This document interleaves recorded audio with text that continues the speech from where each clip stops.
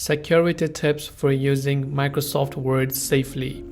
If you want to be able to use Microsoft Word safely, there are a couple of steps that you can check. The first is to make sure that your Microsoft account itself is quite secure, because all your subscription details remains within your Microsoft account.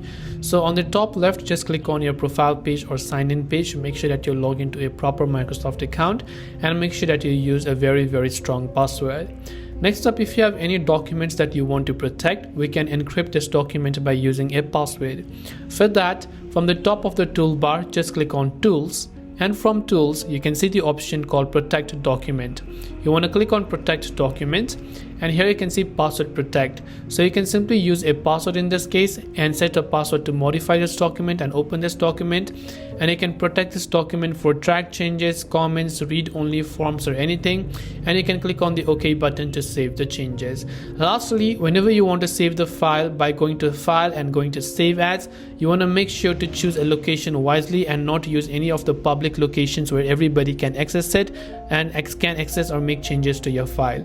So these are a couple of things that you can use to make your Word experience more secure. If you have any questions, feel free to leave them down below. Thank you for watching and see you soon in the next video.